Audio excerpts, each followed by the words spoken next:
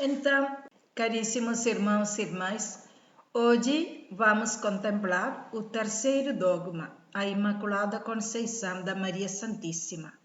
Ou seja, Maria foi concebida já no ventre da sua mãe Ana, sem pecado, sem ter nenhuma consequência do pecado, que nós falamos com o termo o pecado original. O dogma foi proclamado no ano de 1854, durante o pontificado do Papa Pio IX. Vamos entender melhor este mistério que é objeto da nossa fé. Todos nós nascemos com a tendência, ou seja, a inclinação para o mal. Basta olhar para uma criança que não precisa ninguém ensinar ela de falar mentira, ou para esconder uma coisa, ou manifestar o seu não gostar quando alguém toca na sua mãe ou toca nos seus objetos. O sentimento de medo e de consequência, ver o outro como um inimigo, existe desde no coração dos pequenos até no coração dos adultos. Grandes, talvez em conhecimentos, mas pequenos nas virtudes. Por isso, o salmista diz no Salmo 50, minha mãe me concebeu no pecado.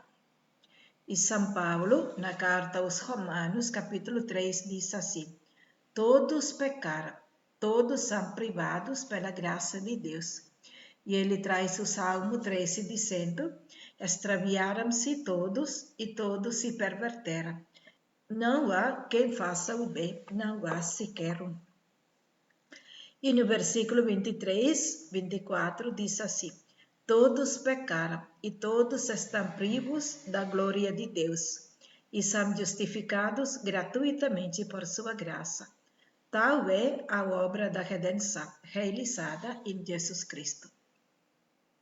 Ou seja, toda a humanidade, todos nós, independente se é cristão ou não, independente da sua raça, cultura, cor ou língua, todos nós pecamos, todos nós temos uma solidariedade maligna, que é chamada como pecado original.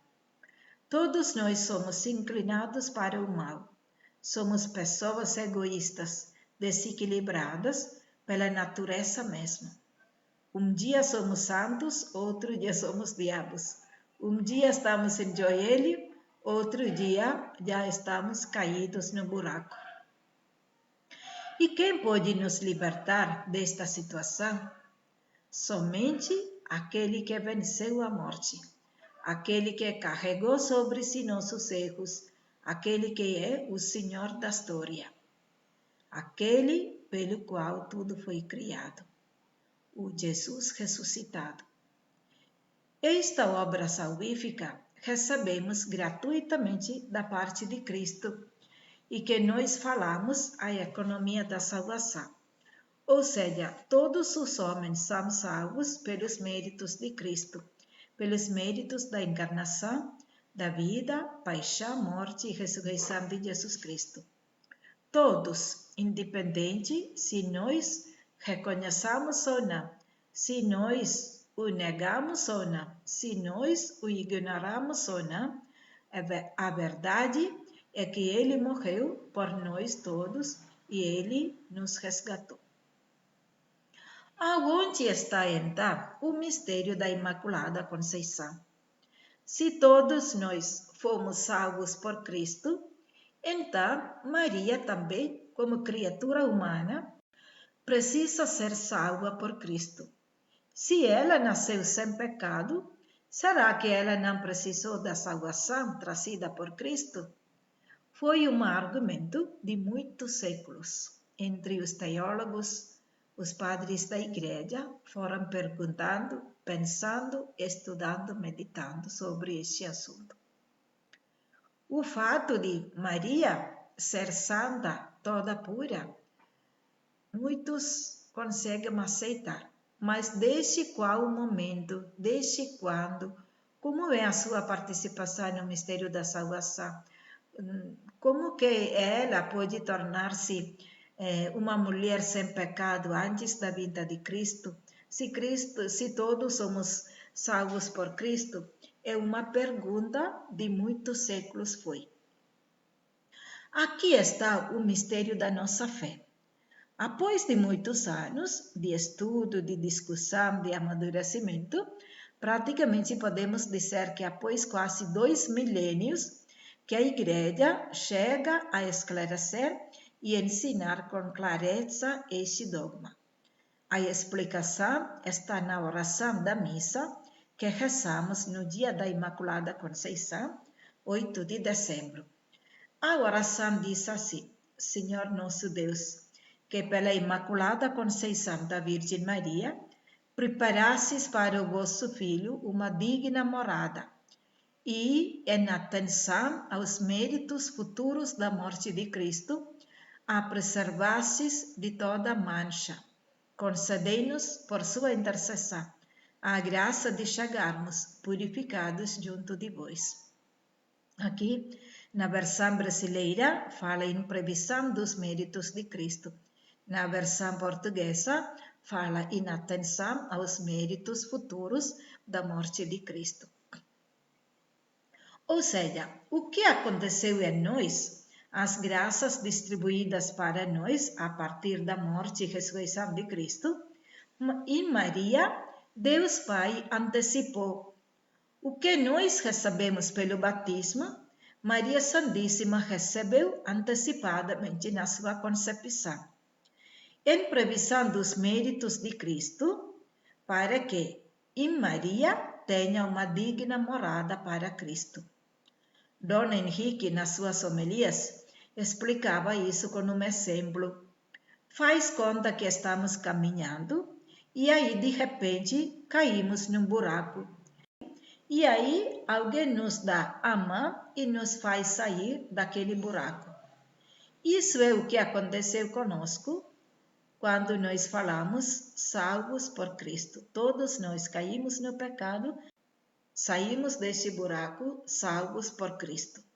E Maria foi salvo antes de cair naquele buraco, pela virtude de Cristo Salvador, que como se estava já aí para dar a mão para ela não cair. Como é possível acontecer isso antes da chegada do Filho de Deus? Deus é eterno, Ele não tem tempo, hoje, amanhã e ontem. E como Ele é eterno, Ele pode dispensar as graças segundo o seu tempo e não segundo o nosso tempo. Deus sabe que seu Filho Jesus vai ser fiel na missão assumida e então, pela fidelidade daquele menino, Deus Pai antecipou em Maria as virtudes e as graças, em modo que ela seja preparada para receber Jesus e tenha um seio virginal, um útero virginal para receber o Deus eterno. Não sei se vocês tiveram a sorte de assistir à chegada do sol na aurora. Se olhamos para este sublime momento em cada manhã, podemos perceber que, antes de chegar o sol, vêm as luzes daquele lugar de onde sai o sol. Ao redor daquele horizonte, de onde vai nascer o sol, vai ter uma luz. Aos poucos vai chegando, aumentando o grau da luz e depois que aparece o sol. A aurora é a luz do sol ainda antes da chegada do sol. Assim, Cristo, o verdadeiro sol, emana a luz para Maria antes da sua chegada. E ela recebe toda a graça do seu Filho antes de todos nós. Então, quem foi agraciada primeiro, quem recebeu a primeira graça do mistério da encarnação, foi Maria Santíssima. Isso que diz na oração, em previsão dos méritos de Cristo, e na atenção aos méritos futuros da morte de Cristo, a preservasses de toda mancha. Então, Maria Santíssima também foi redimida por Cristo. Ela é imaculada em virtude de Jesus. igual como Jesus na última ceia. Ele, entregando o pão e o vinho aos apóstolos, disse: Este é o meu corpo, este é o meu sangue derramado por vós. Cronologicamente, ainda vai derramar. Jesus falou isso antes de morrer na cruz, antes de derramar o seu sangue. Ele, o Senhor do tempo e da história, aquele que é além do tempo e do espaço, pode dizer no presente o que para nós pode acontecer no futuro. Assim, Maria Santíssima recebeu as graças do mistério de Cristo ainda antes de acontecer a sua vinda. A grandeza de Maria está aqui. Ela é toda santa, toda pura e toda imaculada. Aqueles que não gostam da Nossa Senhora, porque não entrou nesse mistério mariano. Exaltar Maria é exaltar Deus Pai, é exaltar o Deus Filho e exaltar o Deus Espírito Santo. Pois Maria é a primeira criatura que recebeu as graças do mistério da encarnação. E por isso mesmo que ela canta no Magnificat: Minha alma glorifica o Senhor, pois Ele fez grandes coisas em mim. As grandes coisas são estas. Ela foi isenta do pecado pela virtude de Cristo, ainda antes da vinda dele, em preparação da vinda dele. Deus Pai quis assim, e quem somos nós a contradizer a este projeto de Deus? Se Jesus é Deus, ele merece um ventre virginal, toda pura, toda bela. Quando nós colocamos o Santíssimo Sacramento, a hóstia consagrada, nós a colocamos num ostensório dourado. Queremos adornar o altar com flores e velas. Assim como quando nasce uma criança, os pais como se preocupam com o berço do seu filho. Quanto mais bonito Deus quer preparar o trono para seu filho, rei e príncipe. Diante da humildade de Deus Filho, Deus Pai preparou um berço, o ventre de Maria Santíssima. Então, é necessário que Maria seja toda pulcra, toda pura, toda bela. Ela deve representar toda a humanidade preparada para acolher o Salvador nosso. Então, devemos agradecer a Deus por ter preparado Maria em nome de todos nós para que Jesus nascesse no ventre virginal, o amasse com amor casto e puro. Ainda bem que estava, em nome de todos nós, lá uma mulher toda resplandecente, toda bela, toda santa, toda pura, toda imaculada e disposta para acolher Jesus, e não uma mulher Eva que enganou o marido e que foi enganada pela serpente e que ficou acusando todo mundo. Agora vamos meditar alguns ícones. Todos os ícones da Imaculada Conceição têm onde Maria pisa na cabeça do serpente. Vamos entender primeiro o porquê desta imagem. Sabemos que esta imagem provém do 3º capítulo de Gênesis, onde narra do essencial do pecado original. O texto tem uma linguagem mitológica. Por isso, precisa a gente ler o texto não como um acontecimento histórico, ou para dizer que os primeiros homens e mulheres eram Adão e Eva e todos nasceram deles. Não. Aqui é uma linguagem mitológica, simbólica. Aqui Adão significa, na língua hebraica, simplesmente homem, e Eva significa mulher. É a história de cada Adão e cada Eva, ou seja, cada homem e cada mulher. É a realidade íntima de cada criatura humana. É a realidade de cada um de nós. Olha qual é a nossa realidade. O homem e a mulher viviam bem no jardim de Éden. Deus os criou para viverem bem, em comunhão com Deus e entre si. De fato, diz o texto, que cada brisa da tarde, Deus descia e passeava com os homens. Significa que não existia distância entre o homem e Deus. Viviam na profunda comunhão. Esta é a vocação de todos nós, viver na alegria, na harmonia e na paz. Isso que cada casal, quando se casa, deseja. Mas, de repente, o que aconteceu? Foram ouvir a voz de uma terceira pessoa. Foram ouvir as palavras deliciosas e enganadoras de serpente. O mal vai se apresentar sempre com cara do bem. Ele fala, Deus falou para vocês de não comer do fruto da árvore do jardim, mas não é assim. Se vocês comem, vão tornar-se como Deus. E diz o texto que a mulher viu que isso era bom, gostoso ao paladar. Ou seja, o mal vai se apresentar sempre com uma proposta do bem. E qual era a proposta de Satanás? Vocês vão tornar-se como Deus. Ou seja, não precisa mais ficar dependendo de Deus, tornar-se pequeno diante de Deus. Vocês podem dominar e não obedecer. Ouviram e foram atrás desta voz, esquecendo a vida harmônica deste casal com Deus. É como acontece com muitos casais. No início, tudo é em comum.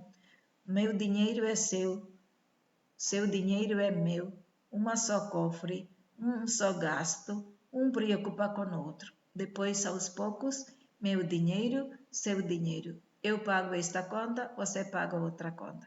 Vai dividindo, separando o meu e o teu, e aí entra a terceira voz dos amigos, dos parentes, dos vizinhos. Eu vi ela falando com ele, eu vi ele falando com ela, e aí vai infiltrando o mal dentro do casal. A voz dos terceiros.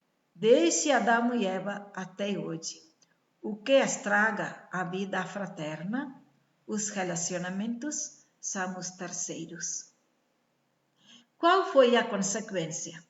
Até então, o homem e a mulher, que esperavam o barulho do passo de Deus para passear, agora foram se esconder, sentiram a vergonha, começaram a culpar um ao outro. Perderam a comunhão com Deus e entre si. E as consequências foram estendendo geração por geração. De fato, quando não estamos bem, quando quebra os relacionamentos entre nós, qual é a primeira consequência? Sentir-se vergonha, se esconder e esconder as coisas. Quando chega no capítulo 4, ou seja, os filhos de Adão e Eva, Caim e Abel, um matou o outro. E assim nos capítulos seguintes nós vamos encontrar o mal vai multiplicando e multiplicando. Cada geração passando vai piorando a situação até que chegue o dilúvio no capítulo 7. Deus se arrepende de ter criado o homem. Essa é a nossa história. Basta olhar para nossas famílias. Cada geração que passa vai diminuindo as virtudes, os valores, a disposição de sacrificar-se, de perdoar. Então, quando falamos o pecado original, não porque Adão e Eva comeram o fruto e nós estamos pagando a penitência, não. É a realidade de cada ser humano. O pecado original significa o pecado existencial, que está lá na raiz de cada criatura humana. É a realidade de toda e qualquer relacionamento humano. Quantos casais vivem este trauma nas suas vidas? Foram escutar a voz dos terceiros e acabou toda a história de um grande amor, construído há tantos anos. Então, quem nos pode libertar desse círculo vicioso? Somente Cristo, aquele que nos criou, somente pode nos salvar também. Por isso, Deus mesmo toma a iniciativa e, através de um povo chamado Israel, Deus procura salvar estas suas criaturas amadas. E depois de várias tentativas, ao final, ele envia seu Filho único. Então, lá no capítulo 3 de Gênesis fala, após a narração do pecado, uma frase, versículo 15. Porém, ódio entre ti e a mulher, entre a tua descendência e a dela. Esta te ferirá a cabeça, e tu lhe ferirás o calcanhar. Quem é que calcanha esmaga a cabeça do serpente? A serpente é símbolo do mal. A palavra esta significa a descendência da mulher. Para muitos tempos, este texto deixava as dúvidas se esta descendência mencionava a Maria ou a Jesus. Quem é que esmaga a cabeça da serpente, a mulher ou o filho? Não era claro, pois a tradução da Bíblia que São Jerônimo fez do hebraico para o latim trazia uma palavra em feminino e então interpretava como mulher e que seria a mãe de Deus. Assim temos muitas imagens e ícones de Maria Santíssima pisando na cabeça da serpente.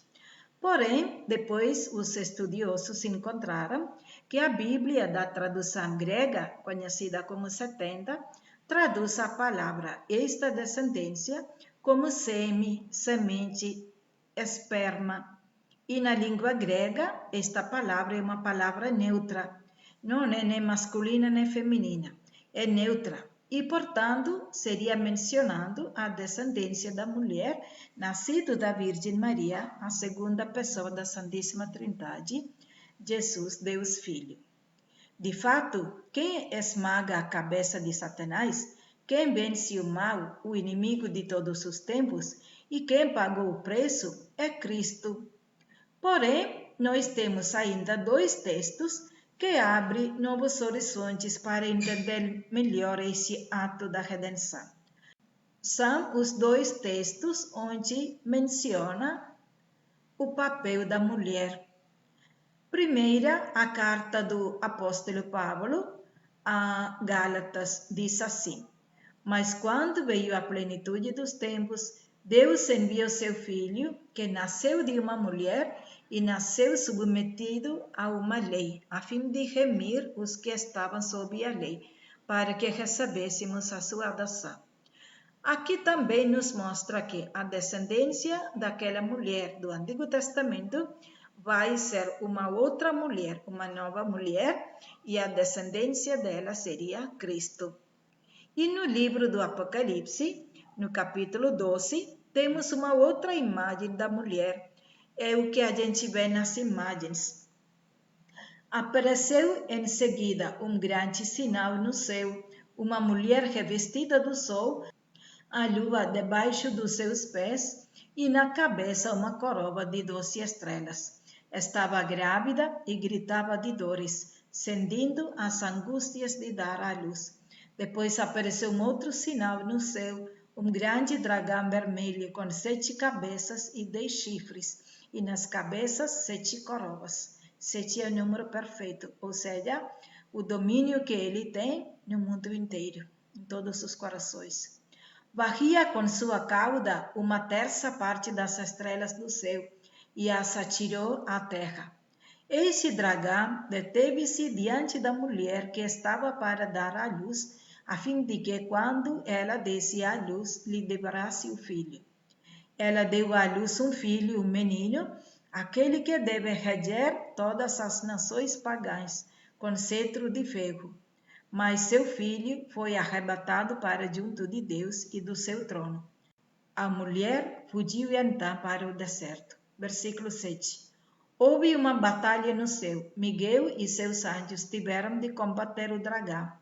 O dragão e seus anjos travaram combate, mas não prevaleceram. E já não houve lugar no céu para eles. Este então se irritou contra a mulher e foi fazer guerra ao resto de sua descendência, aos que guardavam os mandamentos de Deus e têm o testemunho de Jesus. Então, em poucas palavras, diz o que é aqui o texto. Jesus, a segunda pessoa da Santíssima Trindade, nasceu desta mulher, a nova mulher, Maria, mas depois subiu para o céu e o Satanás foi precipitado. Porém, ele continua fazendo a batalha, a inimizade, querendo conquistar as sementes da descendência, os espermatos da mulher, que somos todos nós. A batalha será grande. Jesus venceu o demônio, o mal, mas o demônio continuará perseguindo os que permanecerem na terra. Então a batalha continua entre o bem e o mal, entre o mal e os restos da descendência da mulher. Como falamos, os espermatos da mulher, o resto da sua semente. Este texto, então, nos mostra de uma grande batalha, não só de Cristo, mas de todos os que são de Cristo. Por isso, podemos concluir que aquele que esmaga a cabeça da serpente é Cristo, mas também todos aqueles que seguem Cristo, e, portanto, no primeiro lugar, Maria Santíssima, e depois todos nós, estamos juntos nesta batalha, para que todos os que foram resgatados por seu Filho, ninguém seja perdido. Olha para esta imagem belíssima. Aqui, Maria pisa na cabeça da serpente e acima dos pés de Maria tem os pés do menino Jesus. Isso é uma imagem inspiradora para todos nós. Queremos lutar contra o mal? Maria estará na frente, esmagando para nós. E nós, quando colocamos nossos pés acima dos pés de Maria, teremos mais força, pois acima dos nossos pés terá os pés de Jesus.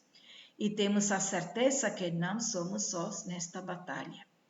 E assim, chegando ao final, podemos dizer que Deus preservou Maria Santíssima do pecado, criou ela toda bela, toda santa e toda perfeita para nascer seu filho. Mas também temos a certeza que temos uma mãe toda bela, toda santa, toda perfeita para combater conosco. Assim como debaixo da cruz, Jesus se entregou ao discípulo amado, sua mãe, dizendo: Eis aqui tua mãe. E olhando para Maria, disse: Eis aqui teu filho. Jesus entregou sua mãe, santa, pura, para ser mãe de todos nós, que somos os discípulos amados por ele. E, enfim, antes de concluir, vamos olhar para esses dois ícones. A primeira é a imagem dos pais de Maria Santíssima, São Joaquim e Santa Ana. E esta pintura traz uma tradição antiga que narra sobre a concepção de Maria Santíssima no ventre de Ana. Diz que eles não tinham filhos e, como estavam estéreis, um dia, enquanto Joaquim estava no templo, o sumo sacerdote o humilhou, dizendo que ele era estéril. Então, Joaquim ficou muito triste e foi morar no deserto pela tristeza e vergonha. E lá, o anjo Gabriel apareceu para ele, dizendo que Ana conceberá uma filha que será a mulher esperada por toda a humanidade. Assim, o anjo apareceu a Ana também na sua casa e, como podemos ver aqui na parte de cima deste ícone, as aparições separadas a cada um deles. Joaquim, chegando em casa, aqui na imagem, ele dá o beijo para Ana e naquele momento seria acontecido a concepção de Maria Santíssima no ventre de Santa Ana. É uma história narrada nos livros apócrifos e por isso não temos a obrigação de crer. Mas sabemos que o fato de eles serem idosos e estéreis e tiveram uma menina já é intervento de Deus e mostra também que aquela menina é o fruto que vem do alto, concebida não pela concupiscência carnal, mas pela promessa de Deus. E neste outro ícone mostra o momento de nascimento de Maria Santíssima. Segundo a tradição, a família de Joaquim era família nobre e tinha muitos servos em casa. Olha Ana sentada contemplando as maravilhas que Deus fez nela E em casa tem muitos servos. Os braços nus mostram que estão trabalhando. E tem duas meninas que estão dando banho na criança. Uma está olhando se a água está morna ou muito quente para dar banho na criança. E a outra tem na mão o perfume derramado na água. Nesta outra parte, Maria, menina, está deitada e já está com a auréola, mostrando a sua virgindade, o estado sem pecado. E lá no alto tem Joaquim olhando o cenário pela janela, mas está retirado para mostrar a não participação carnal dele na concepção e no nascimento de Maria Santíssima. O pano estendido entre as duas torres da casa mostra a solenidade do ato de nascer esta criança. Vamos pedir hoje a intercessão de Maria Santíssima para que Deus conserve cada um de nós também santos e imaculados. Assim como diz na segunda leitura do dia da Imaculada Conceição, Efésios capítulo 1. Em Cristo, Ele nos escolheu antes da fundação do mundo, para que sejamos santos e irrepreensíveis sob o seu olhar no amor. Tudo isso é em virtude de nossa união com Cristo. E que Maria Santíssima, nossa Mãe, interceda por cada um de nós. E ela seja a inspiradora para nós, para conservar o nosso corpo e a nossa alma para ser a morada de Deus. De fato, dizia São Francisco, nós somos as mães de Jesus e as esposas do Divino Espírito Santo quando meditamos a palavra de Deus no coração e a geramos com nossas vidas. Que assim seja. Maria, Mãe Imaculada, conserve-nos puros e íntegros diante do seu Filho Jesus. Amém.